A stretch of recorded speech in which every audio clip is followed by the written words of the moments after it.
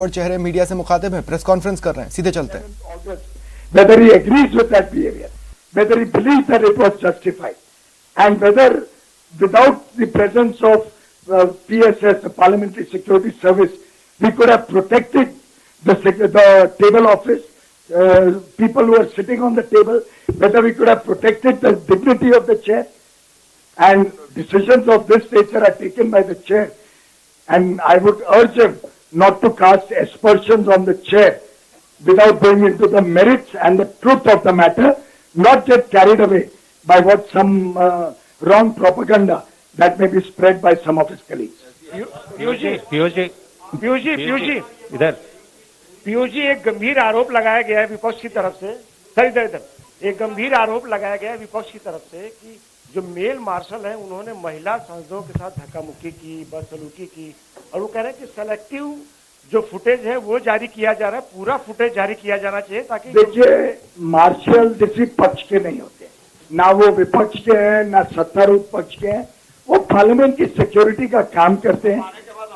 और हमने तो किसको अपॉइंट नहीं किया है।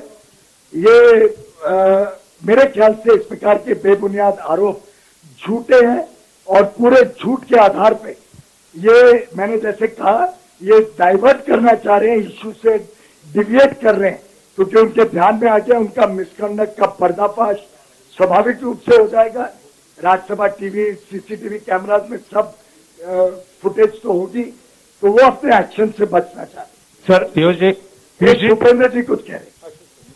जिन महिला सांसद का आरोप लगाया जा रहा है उनका तो फुटेज सामने आ गया है, वो तो बल्कि उसका उल्टा है, वो तो खुद मार्शल के साथ हाथापाई कर रही है, और जो महिला मार्शल है उसके साथ बाकी सांसद कैसे किस प्रकार से व्यवहार कर रहे हैं।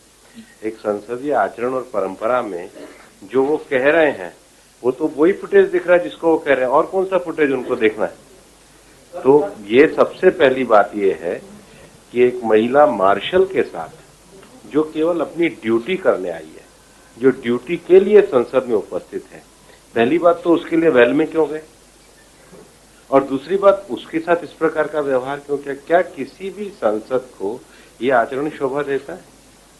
क्या ये आचरण शोभा देता है? जो अनुराग जी कह रहे थे, टेबल बैठने के लिए होती है, पढ़ने के लिए होती है, खड़े होने के लिए नहीं होती।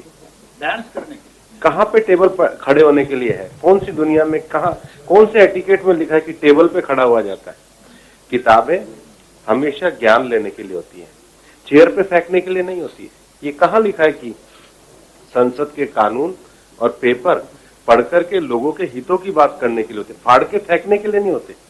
आप आचरण एक के बाद एक देखिए संसद में, ये सारे आचरण कैसे हैं, इसका जवाब कौन देगा।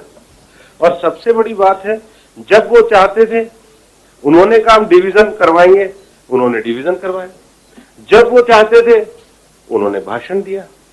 लेकिन जब जनता के हित की बात आती, जब जनता के बिल बनाने की बात आती, जब जनता के लिए कानून बनाने की बात आती, तो वो फिर हंगामा करने लग जाते।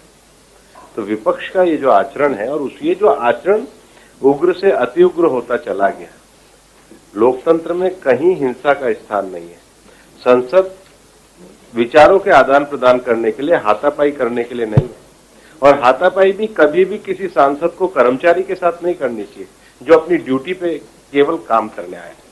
पीयूष जी, सुनील प्रभु, NDTV. I just wanted to ask you, usually you are a problem solver in trying to find a resolution to issues.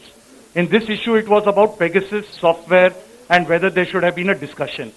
What was the stumbling block in allowing a discussion on the floor of the House and, finding a resolution on this matter? Well, I think the Honorable Chairman made it very clear. और चलिए अब रफ्तार से देख